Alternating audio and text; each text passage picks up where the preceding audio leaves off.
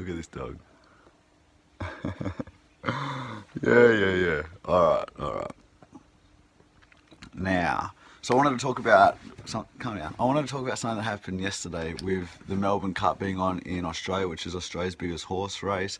They say it's the race that stops the nation, which it does. People have days off work, like whole works, take the day off as a public holiday in a lot of places, and most of Australia watches horses get whipped and run as fast as they can to the point where some of their hearts pretty much explode or they fall and break a leg and get shot, and it's just basically celebrated animal cruelty. And every year it's the same, where I'll put a post up on Facebook and it'll be one of the posts that gets the biggest heat throughout the entire year. So many people defend it. This isn't animal cruelty. You're so uneducated. You don't know what you're talking about. You know, blah blah blah. I'm not really going to go into the details about horse racing and things like that. Obviously, it's cruel, you know, to force horses to run against their will. And yeah, like they end up at knackeries getting a shotgun to the head. A lot of them, some of them get rehomed, a lot of them don't. But that's not the point of this video. The point of the video is that you know, I spent like the entire day yesterday replying to people's comments, and and a lot of people messaged me like, James, I don't know how you do it, man. How do you stay positive? You know, like, because people are saying all kinds of things to me. Like, they're swearing at me. They're just like trying to get real personal.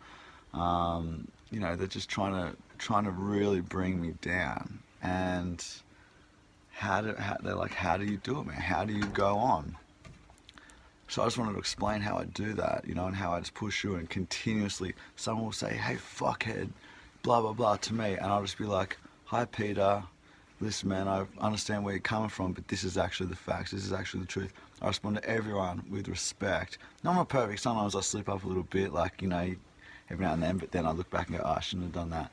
Anyway, the point is I want to teach you how I do that. Now, I just remember, right, that it all comes down to this, that this is a necessary part of raising people's awareness. This is a necessary part of challenging the norm, of challenging what everyone believes to be natural and okay and no dramas. So it just comes with it. Like, this is what you expect. I think people, when they get the backlash, they think, oh, we're not getting anywhere, and, you know, no one cares, we'll never change, we'll never get there. But actually, that's not what's happening. You know, what's happening is that you are stirring people up. You are planting seeds. You are planting seeds with people that actually do make a difference. And there's a really good quote that I might get wrong, but it goes something along the lines of, I think this is a Gandhi quote, first they laugh at you, then they fight you.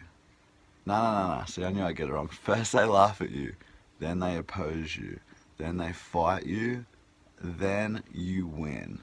You know, first they laugh, this isn't a big deal, you know, they don't think you're going to do anything. Then they see you're serious and your movement starts to gain some traction and some momentum, and they oppose it. And then they realize this is getting serious, you know, things are starting to change, we need to fight. And because they're in the wrong, because they're fighting on the side of injustice, they won't last. It won't last forever. So it's up to us to just, yeah, be that voice, but understand that, you know, this backlash, this is a good sign. This is part of the awakening. This is part of change happening right now. I get excited when I see it, man. I'm like, yeah, fight me, you know, like let's move through those stages. Get as many people as we can on the page.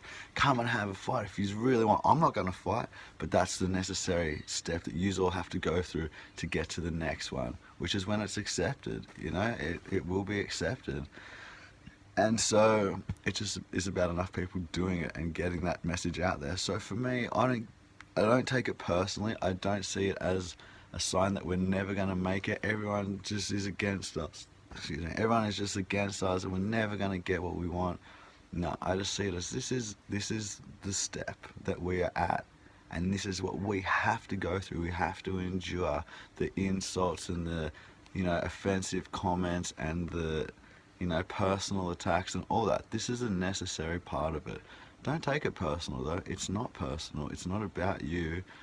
you're just the messenger. They're taking it personally. It's not about them either. It's just about spreading a good message that is important, that is going to change how we all live, change how we all think. And people obviously going to defend the way they live. They think change is hard, but actually it's the right thing to do and it's better in every way. So for me, that really helps me just to remember that, well, this is what has to happen and there's no way around it. The only way out is through. So we just need to go through this to get out the other end, and it'll be worth it. So keep fighting, keep being the voice, keep putting it out there, and come from a place of love and compassion. They can't fight that, man. They want to, but don't play that game with them. Don't play that insulting, aggressive. All right, stick to the facts, stick to the truth, drop the knowledge, and plant seeds everywhere you go, and they will grow into something beautiful. Peace.